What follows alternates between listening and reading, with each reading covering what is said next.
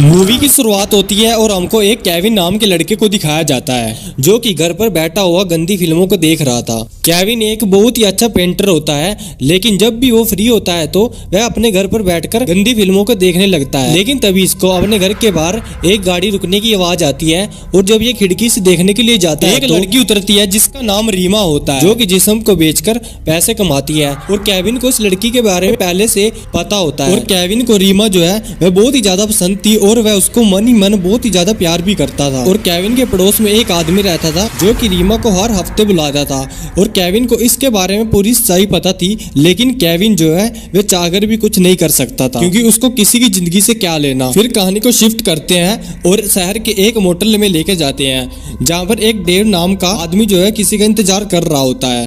तभी वहाँ पर एक लड़की आती है जो आज की रात जो है वह डेविड के साथ बिताने के लिए आई होती है। तभी डेव जो है वह उसके सारे कपड़े उतार देता है और उसकी पीठ देखता है। वह पीठ पर कोई निशान देख रहा होता है, लेकिन जब डेव को उसकी पीठ पर कोई निशान नहीं मिलता है तो तभी डेव जो है वह अपने आदमियों को बुलाता है और जो ये आदमी है वह बहुत ही ज्यादा खतरनाक होते हैं और इस लड़की को ये बहुत ही बुरे तरीके से मार देते हैं। डेव के पास एक बुक होती है और उस बुक को पढ़ने के बाद वह टेबल पर रख देता है और अपने आदमी को बोलता है कि चलो बाहर चलते हैं विमल लेने के लिए। डेव के रूम के बाहर एक वांडा नाम की औरत जो है वह होती है और ये डेव के ऊपर बहुत ही दिनों से नजर रख रही होती है। और फिर डेव के जाने के बाद अपनी सहेली सोफी से फोन करती है और उसको बोलती है कि जो डेव की काली किताब थी वो मेरे सामने पड़ी हुई है, अब डेव कभी भी दुनिया पर राज नहीं कर पाएगा।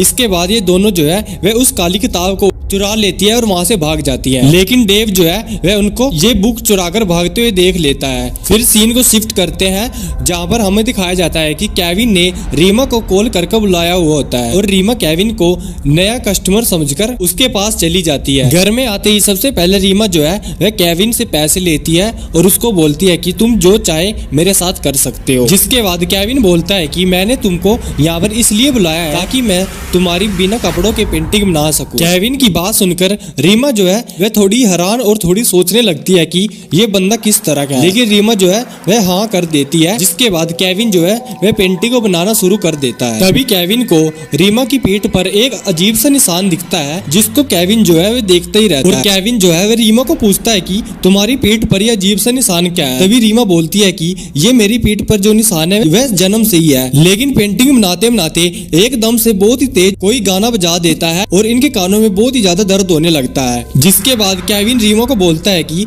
ये आवाज मेरे पड़ोस से आ रही है। तभी रीमा बोलती है कि मुझे इतना शोर शराबा जो है वह बिल्कुल भी पसंद नहीं है। तभी केविन वहां पर चला जाता है जहां पर इसके पड़ोसी ने बहुत जोर जोर से म्यूजिक को बजाया होता है और केविन वहां जाकर बोलता है कि तुम अपनी म्यूजिक की आवाज थोड़ा कम कर लो, मैं पेंटिंग बना रहा हूँ। और ऐसा कहते ही इसकी पड़ोसन जो है वह गाने को बिल्कुल ही बंद कर देती है और केविन जो है फिर से अपने घर पर आ जाता है। लेकिन उसके पीछे पीछे इसकी पड़ोसन ये एरिका भी जो है वह आ जाती है और एरिका बोलती है कि मैं तो तुमको बहुत ही अच्छा लड़का समझती थी, लेकिन तुम भी इतने गंदे हो। और ऐसा कहते ही वह वहां से चली जाती है और थोड़ी देर बाद केविन की पेंटिंग भी जो है वो भी कंप्लीट हो जाती है। जिसके बाद रीमा भी जो है वह उसके घर से चली जाती है। लेकिन तभी केविन के पास एक फोन आता है जो कि इस वांडा ने किया होता है और वो उसको बोलती है कि क्या तुम मेरे लिए एक पेंटिंग को बना सकते हो। जिसके बाद केविन हाँ कर देता है। केविन के हाँ करते ही वांडा जो है वह उसको एक क्लब का पता देती है और फोन को काट देती है। कुछ देर बाद केविन जो है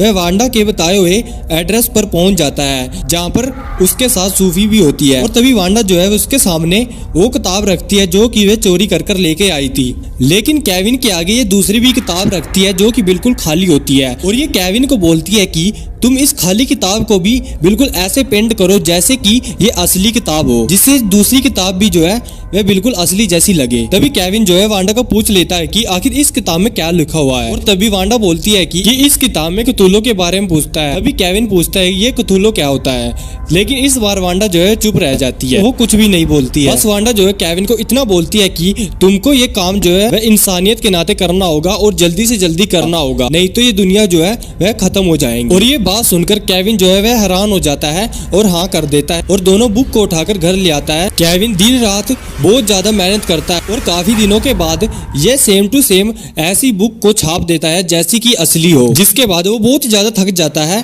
और फिर से वो गंदी फिल्में देखने के लिए लग जाता है। लेकिन आज पता नहीं केविन को क्या हो जाता है जिसकी वजह से वो फिल्में देख रहा था वही उसको बहुत ही ज्यादा डरावनी लगने लगी थी और उसको उन फिल्मों में से बहुत ही डरावनी आवाजें भी आ रही थी। जिसके बाद ये सब देखने के बाद वह बहुत ही ज्यादा डर जाता है, बहुत ही ज्यादा हैरान भी हो जाता है। लेकिन ये थोड़ी देर बाद समझ जाता है कि ये सिर्फ मेरा वहम है और कुछ नहीं। फिर अगले दिन सुबह होती है और वहाँ पर जब केविन की आंख खुलती है तो उसके सामने वांडा और सूफी खड़ी हुई होती है, जो कि उसके काम को देखने के लिए आई होती है।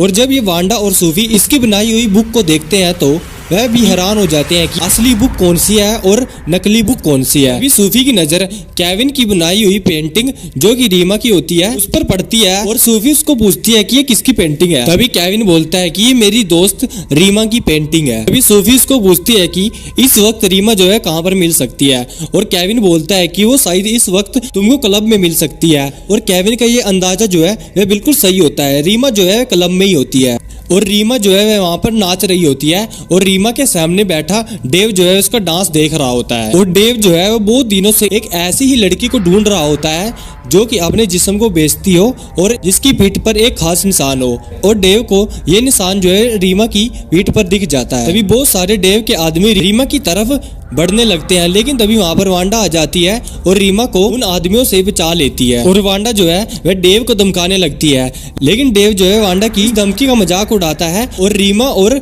वांडा दोनों की जो है बंदी बनाकर अपने साथ ले जाते हैं, क्योंकि वांडा के पास ही डेव की जो काली किताब थी वो भी थी और दोनों ये डेव के हाथ लग चुकी थी, इसलिए डेव जो है वह इनको भी अपने साथ उठाकर ले जाता है। दूसरी तरफ केविन जो है वह रीमा को बार बार कॉल कर रहा होता है, लेकिन रीमा का कॉल जो है वह चुप आ रहा होता है और डेव जो है वह उसको पूछने लगता है कि इनमें से कौन सी किताब असली है, लेकिन वांडा जो है वह उसको कुछ नहीं बताती। जिसके बाद वो रीमा के सामने ही वांडा की जुबान को काट देता है। जिसके बाद वांडा जो है दर्द से चिल्लाती हुई असली किताब की तरफ इशारा करती है और डेव को बता देती है। अब डेव जो है वह अपने आदमियों को दीवार पर एक दरवाजा बनाने को कहता है और डेव के आदमी जो है दीवार पर एक दरवाजे को बना देते हैं और उसके बाद डेव जो है वह उस किताब से कोई मंत्र पढ़ने लगता है और फिर देखते ही देखते जो दीवार पर नकली दरवाजा बनाया हुआ होता है वह बिल्कुल असली दरवाजे की तरह खुल जाता है और फिर इसमें से एक बहुत ही अजीब सा जीव जो है वह निकलकर बाहर आता है और वह जानवर जो है वह रीमा की तरफ जाता है और उसके पूरे शरीर को जकड़ लेता है।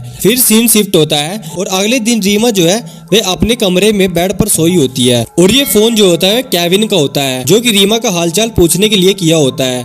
तभी रीमा बोलती है कि मेरी तबीयत कुछ ठीक नहीं है। फिर वह केविन का फोन काट देती है और नहाने के लिए चली जाती है। और आज रीमा जो है वह बिल्कुल ही बदली सी लग रही थी और वह देखते ही देखते बहुत से लोगों को मार देती है। तभी सीन शिफ्ट होता है और हमको केविन को दिखाया जाता है जो कि घर पर बैठा हुआ काम कर रहा होता है, लेकिन तभी फिर से उसकी पड़ोसन जो है वह जोर जोर से गाने को बजाने लगती है। जिसके बाद केविन जो है बहुत ही ज्यादा डिस्टर्ब हो जाता है। केविन जो है अपनी इस पड़ोसन एरिका के पास जाता है, बोलता है कि प्लीज आवाज को कम कर लो।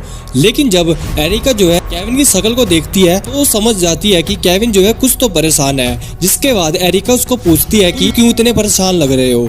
जिसके बाद केविन जो इसके पास बैठ जाता है और बताने लगता है कि मैं रीमा से बहुत ज्यादा प्यार करता हूँ, लेकिन रीमा जो है वह मेरी तरफ बिल्कुल भी भाव नहीं देती है। फिर सीन शिफ्ट होता है और हमको सोफी को दिखाया जाता है जो कि वांडा का इंतजार करते करते समझ जाती है कि वांडा जो है बहुत ही ज्यादा खतरे में है। तभी वो अपनी पूरी तैयारी कर वांडा को ढूंढने के लिए चली जाती है। जबकि दूसरी तरफ डेव जो है वह रीमा के सामने खड़ा हुआ होता है और रीमा की हालत जो है वह लगातार बिगड़ती हुई होती है और रीमा जो है उससे सब कुछ जानना चाहती है। अब डेव जो है उसको सब कुछ बताने लगता है। डेव बोलता है कि अथुलो जो है वह दूसरी दुनिया का शैतानी जीव होता है और उसको इस दुनिया में लाने के लिए जो मंत्र था वह इस काली किताब में लिखा हुआ होता है। लेकिन अथुलो जो है उसी लड़की के ऊपर काबू पा सकता था जो लड़की अपने शरीर को बेचती हो और जिसके शरीर पर एक खास निशान हो। और मैंने बहुत ज्यादा कोशिश की कि कोई ऐसी लड़की मिल जाए जिसमें दोनों चीजें हों, लेकिन कोई भी लड़की जो है मुझको नहीं मिली थी। फिर एक दिन अचानक से मुझको तेरे बारे में पता चलता है कि ये दोनों गुण जो है तेरे अंदर है। अथुलो जो है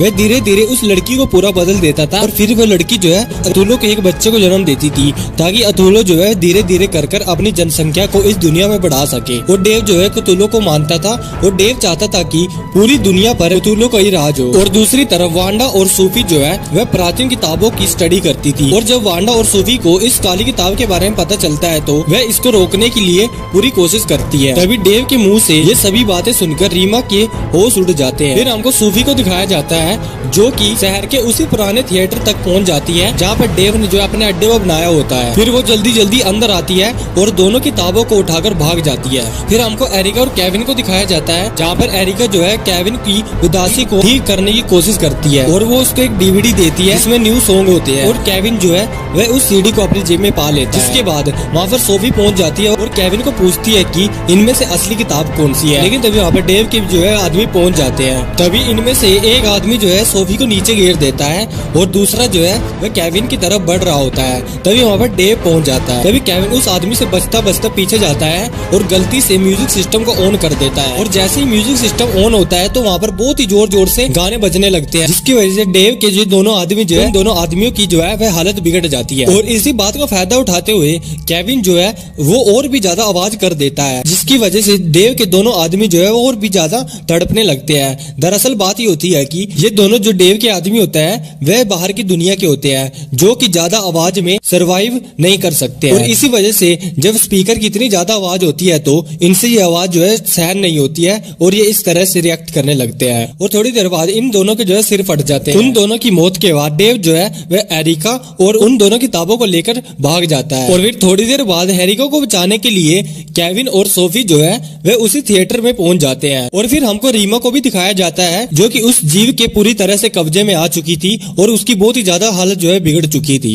थिएटर में आकर सोफी और केविन ने एरिका को आकर बचा लिया था, जिसके बाद एरिका बताती है कि रीमा जो है वह पूरी तरह से स्थानीय जीव बन गई है और अब वह इस स्थानीय जीव के बच्चे को जो है जन्म देने वाली है और डेव जो है इस स्थानीय बच्चे के जन्म की वेट कर रहा है। तभी केविन एरिका की दी हुई उन दोनों को ये डीवीडी दिखाता है और अपना एक प्लान बताता है। फिर हमको दूसरी तरफ डेव को दिखाया जाता है, जो कि उस स्थानीय जीव के बच्चे को अपने गोद में लिए हुए होता है, जिसका अभी अभी जन्म हुआ होता है। और डेव और उसके सभी आदमी जो है वह बहुत जोर जोर से जश्न मना रहे होते हैं। तभी केविन जो है वह जल्दी से ऑडियो रूम में चला जाता है और अपने प्लान में लग जाता है। जबकि सूफी जो है वह डेव को मारने की कोशिश करती है, पर वह डेव को नहीं मार पाती। जिसके बाद डेव जो है सोफी को मार देता है। जिसके बाद एरिका को डेव के आदमी जो है घेर लेते हैं। और दूसरी तरफ रीमा को और भी ताकतवर बनाने के लिए डेव जो है वह उसको अपना भी शरीर जो है सौंप देता है। और दूसरी तरफ एरिका भी जो है वह डेव के आदमी लड़ते लड़ते रीमा तक पहुंच गई होती है। और तभी केविन जो है वो भी जोर जोर से गाने को जो है चला देता है। और तभी एरिका जो है वह मौका पाते ही शैतान के बच्चे को मार देती है, क्योंकि सभी का ध्यान जो है म्यूजिक की तरफ होता है। और सभी जो है वह इतने जोर से बजते हुए म्यूजिक से बहुत ही ज्यादा तड़पने लगते हैं और सभी लोगों के सर जो है फट जाते हैं। तभी केविन जो है वह रीमा तक पहुंच जाता है, क्योंकि उसको विश्वास था कि वो रीमा को जो है बचा सकता है। लेकिन रीमा जो है केविन को पकड़कर नीचे गिर देती है और उसको मारने के लिए चलती है। और तभी केविन को बचाने के लिए एराइका जो है वह रीमा पर हमला करने लगती है। और एराइका के हमलों की वजह से रीमा जो है वहाँ से भाग जाती है। लेकिन दोस्तों रुकिए, ये कहानी यहीं पर खत्म नहीं होती है। इन दोनों को और आप लोगों को भी लग रहा होगा कि रीमा जो है भाग चुकी है, लेकिन तभी कुछ ऐसा होता है जिसको देखकर आप लोग भी हैरान हो जाओगे और ये लोग तो हो ही गए थे। तभी रीमा वापस आ जाती है और एराइका को मार देती है और तेज आवाज की वजह से रीमा भी जो है वो भी ब्लास्ट हो जाती है। जिसके बाद फिर हमको एक हॉस्पिटल का सीन दिखाया जाता है, जहाँ पर केविन जो है वह लेटा हुआ होता है। और केविन जो इन सभी मौतों को देखकर बहुत ज्यादा परेशान हो जाता है और वो भी एक पागल बन जाता है। इसी के साथ ये मूवी जो है खत्म हो जाती है।